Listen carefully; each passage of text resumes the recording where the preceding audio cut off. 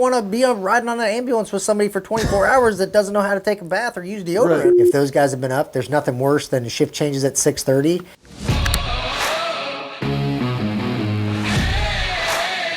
You are listening to EMS with your hosts, Erik Axene and Matt Ball.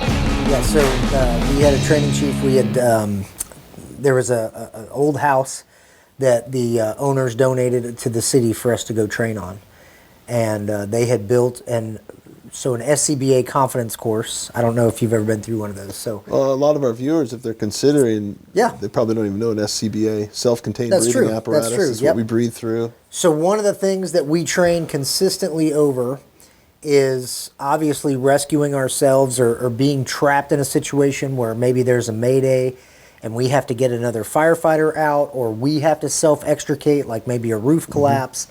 And a mayday, by the way, for people who don't know, is when one of our colleagues, firefighters, he or she has some sort of I don't know, like God forbid, a heart attack, any kind of emergency, or whatever emergency. They get trapped, they get caught, they get a collapse, they have a medical emergency. They call a mayday, and then at every fire scene, there should be, a group of firefighters that are assigned, and their sole job is to be there in case another firefighter goes down. And that team of people, that assignment, whether it's an engine or a med unit or complement of firefighters, usually 3, 4, 5, depending on the size of the fire and so on.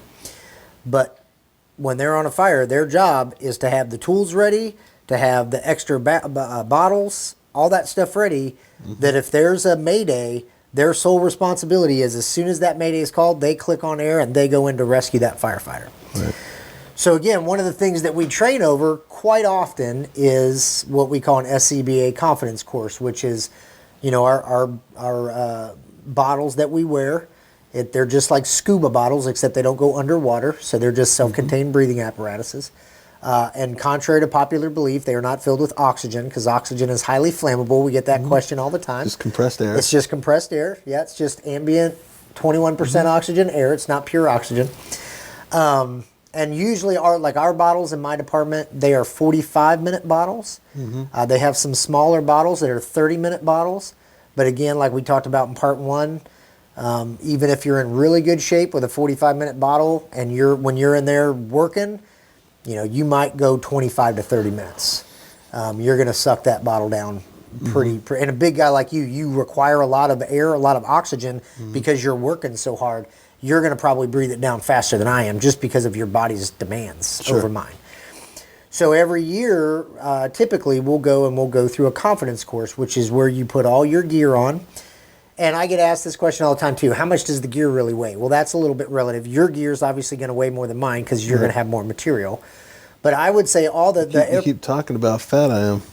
You're not fat. You're big. You're a big, burly guy. I'm kidding. So you got your bunker gear, which is like super heavy Carhartt gear. I know you've worn it before. There's 3 layers to your gear, but for the general public that's never worn gear, if you think of like a Carhartt coat, it kind of has that feel to it. With canvasy kind of material. Yeah, that heavy canvas with a liner in it. So it's heavy. It doesn't breathe well, but obviously it's meant to protect you. Air packs are about 25 pounds with a 45-minute bottle. You're looking at about 24 to 26 pounds. So all total, my gear, I'm about 150, 155 pounds. I'm probably a little over 200 pounds with all my gear on. No tools, just my gear. So we put on all of our gear, put on a mask, and then somehow they will black out your mask. They will you'll take your hood and you'll put your hood over your mask, or they have these different visors they can put over your mask, but basically the intent is you can't see anything. And then they will send you through this obstacle course that can be at times very tight. Obviously, I'm a smaller framed person, so I don't really have a lot of trouble with these because I can negotiate them pretty easily. But sometimes I'm going through these things like, I don't know how big guys get through this. So this one that they had done years ago in this abandoned house, they had built this, and this thing was tight. It was really tight. And there were spots, I think there was only like 12 inches of clearance to get through. Now you're thinking of wearing a gear and a guy your size. I mean, your shoulders are 2 feet wide. You know, I mean, we got guys, you know, big guys lift. I'm like, I'm sitting there going, this is tight for me. I don't know how in with the world. With a tank on your back. Sometimes, a lot of times, there's usually a section of these courses where you have to navigate by taking the tank off, and you're trained on how to remove your air bottle, or you remove your pack, I should say, not your air bottle, but remove your pack without dislodging your mask.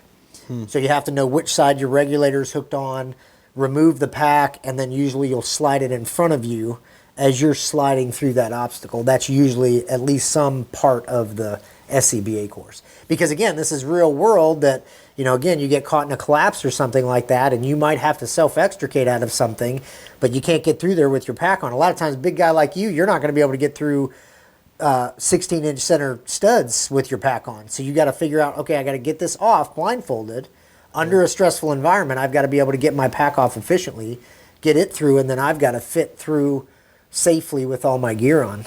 It's a challenge, especially when you can't see anything. You're doing everything by feel. It's not like the movies. It's not like Chicago Fire where they have these gigantic masks on their face and you can see everything. If you're in a really smoky hot structure fire, you can't see anything. It could be bright and sunny outside, but you go inside that room that's on fire and you literally cannot see anything. And then once you start flowing water, your mask immediately fogs up and it's done. So sight is not much of an option when you're in a real fire. That's why we have ticks. The thermal imagers are really good. But there was we went through that maze. There was a lot of people that did not like that maze. That was a stressful one. We had to go through this certain tight part and then come up and then go over a rafter section and then slide down like we were going downstairs. And there's techniques and all that stuff to do and all that. So what you're describing is a pretty typical training operation that you may engage in as a firefighter that's kind of run-of-the-mill. You're giving us an idea of a training exercise, if that's the right term. Yeah. Training exercise that you would be doing as a firefighter. Yeah, you're going to do those things every day. Let's talk about some of the other things that people could expect or may not know about the day-to-day stuff. You know, maybe, I don't know, we could probably talk about... Oh, we could talk for hours about that. Yeah, I think one of the most important things that I've seen in my experience has been the day-to-day life of living in the fire station for 24 hours. There are a lot of things about that I think, I mean, I know depending upon where you are may, you know, dictate your call volume. Sure. But I mean, you're sleeping at the fire station. You know, most people don't know this, but you buy your own food. Yeah, a lot of people. We've actually had people come up to us. We had one incident, I'll say, where we were at the grocery store. And so for people that don't know, we put in, like at my crew, I put in $10. Everybody puts in $10 a shift. And so we put that all into a pot, and then we go to the store, and it's our money that we're using to buy our food for that day, like you just said. And so sometimes we would, you know, try to save up some money, and when we call it the kitty, when we got the kitty built up, then we would buy steaks or something, like on a Sunday, or maybe it was a, you know, big football game or something. We would buy something. Celebrate. Yeah, exactly. So one day we were at a store. I know what you're going to say here because I've been there. Yeah, sure. Every fireman has probably been there at least once. But we were in the checkout line, and I'll say this before I say the bad side. The public is super generous to firefighters. We have had people come in. We'll be out to dinner, and people buy our dinner, our lunch. We'll go grab an ice cream or something. People always offer to pay. I mean, it is 100 to 1 the generosity of the public over the negativity. So I'll just say that. I know we're talking about a negative thing, but 9 times out of 10, the general public is super supportive and super generous with the firefighters. And as you complete this story, even the one-offs like this, it's just because they don't know. Exactly. Well, and this was obvious that she didn't know because the comment was we were in the checkout line and we had some ribeyes. We had some ribeye steaks we were buying. And there was a person in line behind us and looked down and saw ribeyes and all the stuff for twice-baked potatoes and all this beautiful meal. And she looked down and said that's what her tax dollars were paying for so that we could eat like this. And we politely educated her that, no, this is our money that we're buying this with. But that was pretty funny. But no, 9 times out of 10, we get people blessing us. So, yeah, we get there. My department, we work 24 on, 48 off. So we're there for 24 hours. We are a fully paid department, no volunteers. So my shift changes at 6:30. I usually get there early. I'll get there about 5:30 or so, just because I think that's important to get there early. And then I think that's a respect thing for the crew that's getting off, because especially when I worked at a really busy house, if those guys have been up, there's nothing worse than shift changes at 6:30 and you get that call at 6 or 6:15 and you're tired and you just want to go home and see your family, or maybe they have to go and get their kids to school or something like that. I always felt that was just a respect thing, that I'll show up early enough that if a call comes in at 5:45, 6 o'clock, I'll take that call for my brother or sister firefighter so that they can go home, because the next day I might need to go home. So I'd always get there early. Obviously, you get there. One of the first things you do is check off your truck, whether you're on the engine, truck, or med unit that day. You obviously check off your equipment, make sure it's ready. When you to go. say check off, you mean like make sure everything's working, everything's stocked, everything's ready to go for the day? Yeah, we have check sheets for every apparatus that we'll go through. And it's everything from checking the fuel levels, checking to make sure that it's running, the battery's not dead. Obviously getting in the back of the med unit, making sure you have all your medicines, all your stuff, everything's working properly when you're on the fire truck or fire engine, checking your tools, your saws, your fans, all that kind of stuff, making sure all your hoses are there, everything's ready to go in case of an emergency. That's that's the number one priority when you get there every day, is to make sure that you are ready to go for anything that could come up. Some things don't get checked daily either. Some things are checked weekly. Correct. Right. And every department's different in how they do that. Especially volunteer departments, maybe they have low call volumes and they have volunteers and they do the best they can. But usually in a career department, most stuff's getting checked. At least checked, look to see, is the fuel level there? Obviously making sure that the item is there. They might not run something every day. Again, that would be department dependent.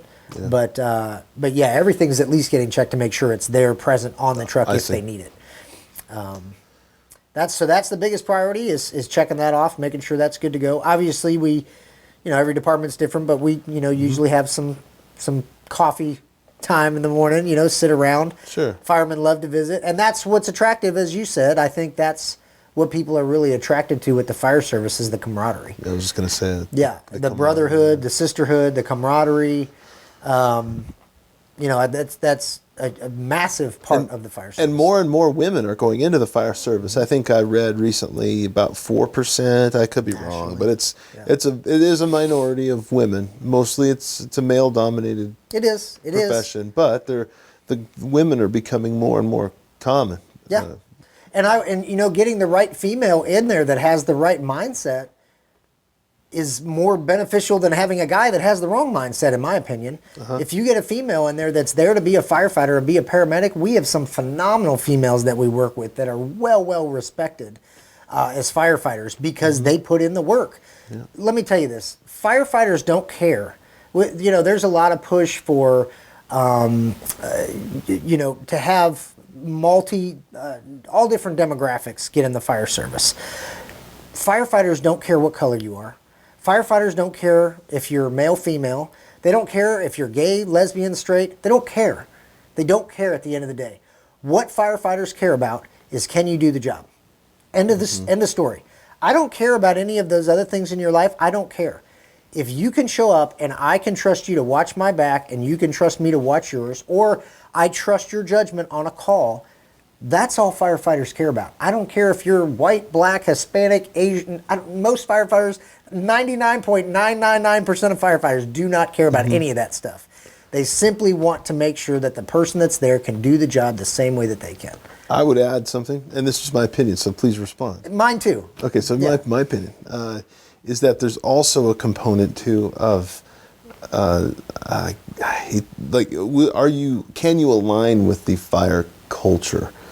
Because in the fire station, I've heard stories of folks that will sign on to, become a firefighter, and they're in the station, and they're refusing to clean the toilets, whatever it might be. Why do I got to mop the floor by myself? Right. Yeah. We had a recent incident. I can't go into details on this, but it was a new hire who just wouldn't align with the way that things work. Yeah. I mean, if you're new, you're going to be doing dishes. Yes. If you're more experienced and you're top dog at your station, you're not going to be doing some of those jobs. However, Yeah. Anyway, there's a culture there too, There is. and you could respond to some of these things in a way that would be abrasive, and so I think also you would agree that you have to be willing to live with a group of people in the fire station, and it's a team. You got to work together. There has to be that. You got to be willing. You can't be some hermit individual guy that's just all by himself all the time or herself. Right. You're part of a community, so you have to work together to keep things going. I mean, you've got your work life out in the fire engine and the ambulance on scene in an accident or at a fire, and that's I think what you were talking about. Can you do your job and do you do it well? You're going to watch my back. But then there's the other. Most of the time, actually, you're going to be living at the station, doing those things you learned in kindergarten. Do you pick up after yourself? Are you a dirty person? Do you shower? I mean, these sound like obvious things. That's a big deal too, right? But it's a huge deal. I don't want to be riding on an ambulance with somebody for 24 hours that doesn't know how to take a bath or use deodorant. Right. That's a big deal. But, a lot of times when I do a lot of orientation with new people, and one of the things I will remind them of is, you came to us. Yeah. I didn't come to this off the street and grab you off the street and say, come on, be a fireman. You came to the fire department most of the time. That person came to the fire service, and so you got to kind of do the things the way that we do them. Yep. Yeah. And just what you said, there is a reason why, as a new person, you are looked at to do the dishes. And it's not even do the dishes, but it's be the first one to take the initiative to do the dishes. It's be the first one, have pride in your station. And the reason is that when you come into a crew, okay, I've worked with guys for 10, 12 years in a row. We were all part of the same crew. This one guy, we rode on the ambulance for almost 15 years together. I didn't have to tell him what I was thinking, and he didn't have to tell me what he was thinking, because we had run so much together. I knew his body language and he knew mine. That's what it's about. When you become a rookie in the fire service, we know nothing about you. We want to know, are you going to pay attention to detail? Because attention to detail is what will get people killed on a fire. Yeah. Attention to detail is what will save people's lives on a medical call or whatever the case may be. And so if I can't trust you to pay attention to have the towels been washed today, then how can I trust you to know to check off the ambulance appropriately, that if I need oxygen when I need it, it's there. It's there. And so these guys, they think it's a punishment, or they think that we're hazing them because no, we're not hazing you. You came into our community. Your family. Our family. We are a family. We've worked together. You are coming into that. And in a way, quite honestly, you have to earn your right to be a part of our family. Okay? And you're not going to do that by sitting on your butt and not being a good employee, because guess what? Everybody else that's there at that station has done that, has already been there. Right. I cleaned toilets. I mopped floors. I paid dues. I rode the box every day for 2 years and ran call after call after call. Guys, that's another thing guys don't want to do. They're a year or two in, like, man, I hate running calls. Like, are you kidding me? You've been here for 2 years and you already hate, go do something else, in my opinion. I mean, go do something else. You want people there that want to be there. Absolutely. If you don't want to run calls and help people, I get that running to nursing homes 10 times a day and running on, I get that it gets a little bit old sometimes, but at the end of the day, that's what you got hired to do. Was you didn't get to pick and choose what kind of emergency calls. You don't just sit around for the structure fires and all the cool extrications and the cool rescues. That's 10% of what we do combined. The other 90% is boring stuff, right? Yep. And that's what the public is paying you to do. So if you don't want to do those kind of things, then go do something else, right? But if you're going to do this career, understand that there's a reason why, especially as a new person, we have you doing those things around the station. And again, it doesn't matter if you're male, female, don't care what color you are or anything like that.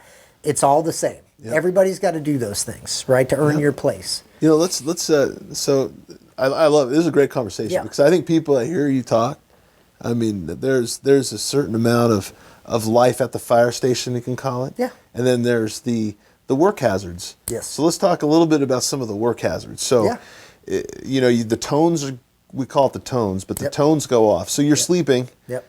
You don't expect to get a sleep a full sleep every night, right? No. I mean, that's pretty normal to get an interrupted sleep at best. Yep. And the tones go off, and you turn out into your gear as quick as you can. You get into the engine or the med unit, wherever you are. Yep. And then it's 2 a.m, and you're heading out for a call. Yep. And then you most of the time it's medical. Yep. It may be a smoke detector. It could be a fire alarm. It could be, there's a lot of things. Whatever. We Could get be a called structure for. fire. Could be a Yeah. structure fire. Yep. You could be out for maybe 15 minutes later. You get called back to the station. Yep. You get recalled. They call that, right? Or it's a structure fire and you're out there all night. Yep. And then you're out there at Exhausted 6 in the next morning. Yep. With very little sleep going home. Yep. So that's the reality of the work hazard side of it. Yep. The interrupted sleep. Yep. Let's break it down a little further than that. Maybe talk a little bit about the dangers. There's a big hazardous material spill somewhere. I'd say the biggest dangers, if you look at the numbers, are cardiovascular disease, heart attacks. That's true. That's a good firefighters point. not taking care of their health. That's a huge thing. The stress that waking up in the middle of the night and being dead asleep and your heart rate's at 50 to boom, tones go off, you're jumping up, throwing on 60 pounds of gear and running into a burning building. Now your heart's beating at 170 beats per minute and you're doing an extremely hard workout. That's taxing on the heart. So I think that's something to weigh. Yeah. Is this as cool as it is and as awesome as the profession is? You have to weigh the negatives, and there are some work hazards, just the Huge environment. increased cancer risk for firefighters because of what we're exposed to. Not so much on the hazardous material side, but because the structure fires that we're going into, it's not all Class A combustibles. It's everything's plastic, and we got all these horrible carcinogens that we're, unintentionally, they're getting in our gear, they're absorbing into our gear, and the fire service is trying to change where, like, we don't wear dirty gear in our engine even. We have the clean cabs where we try to leave the gear outside so we're not breathing in our stuff, all that junk. And when COVID hits, COVID's anher thing. who's the first? Thing. Yep. You can't no idea what we were isolate doing. yourself at Nope. home. Nope. You're out there. Got to go to You're work. out there. Yeah, that's the other thing too is bad weather. Like you can't call in sick. You're there. It doesn't matter what is going on. There could be a pandemic. There could be an ice storm. There could be a hurricane, a tornado.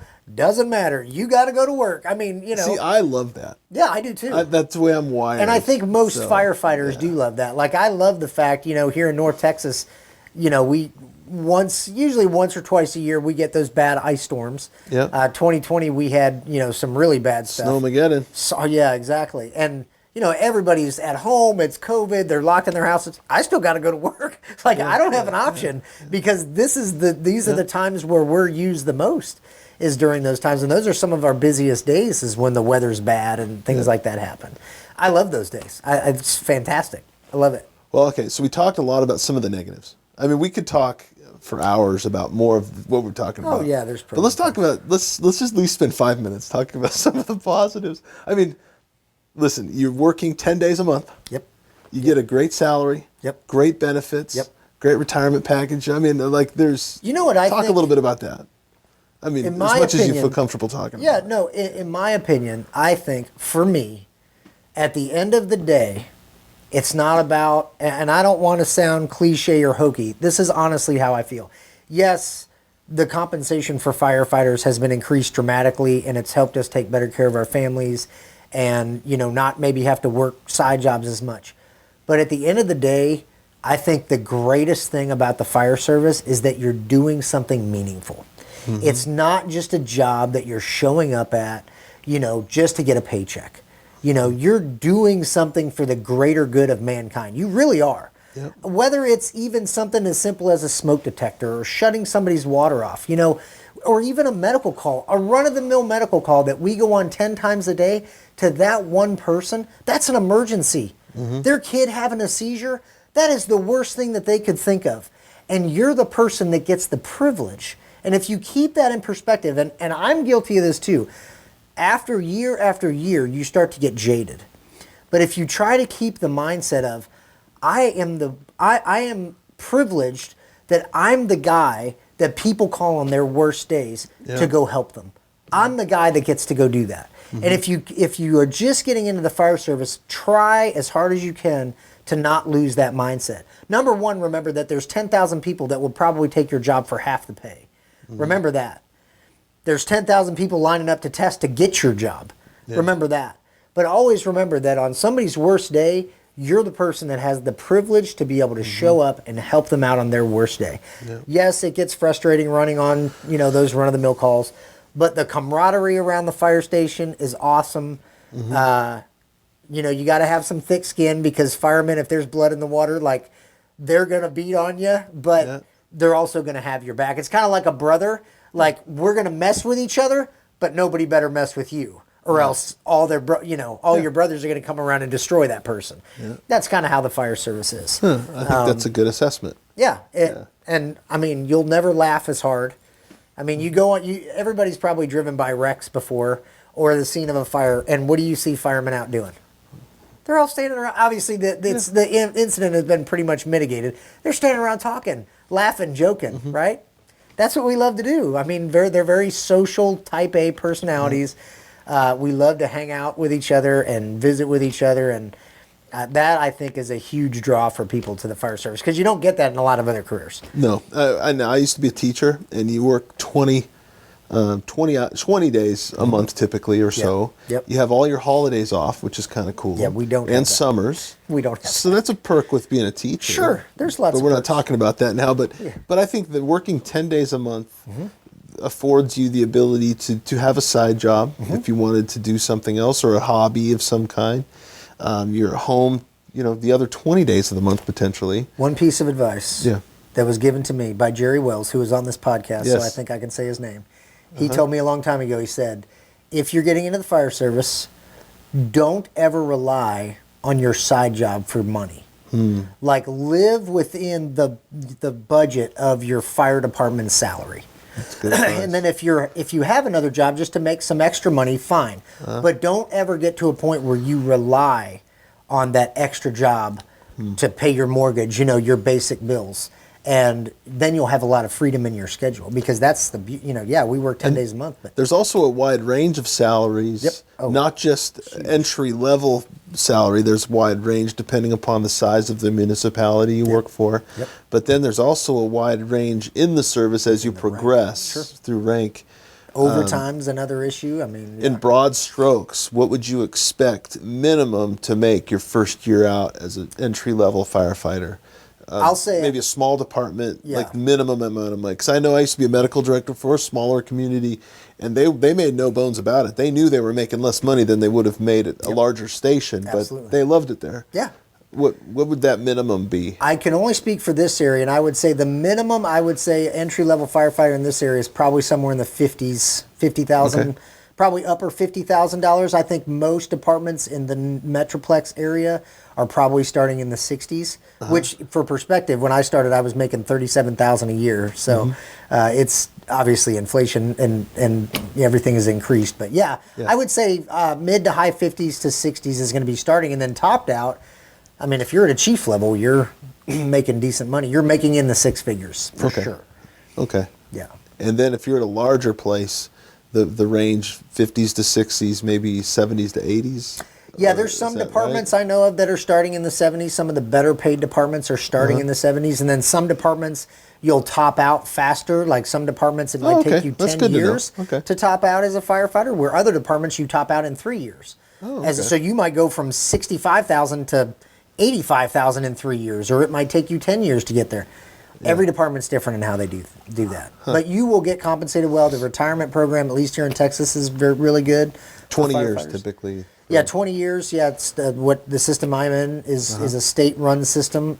Is really good. So it is a good state. You're not going to become a millionaire being a fireman, but you will be happy. You'll be able to feed your family. You'll be able to have a house and pay for things. And you'll be happy, I think, if you enjoy it. You said it well, but I having been a teacher, where I remember my first job back when the earth was young was making less than $20,000 a year, to being a physician where you make more money. That money does not make you happy. No. we could do a whole other podcast on that. Yeah. But I think you're right. Well compensated job with huge fulfillment, huge upside. But it's good to count the costs and know exactly what you're getting into, which I think You got to pay your bills. We've accomplished that today, and this is part 2. I think this is really good. I learned something. I hope this has been valuable.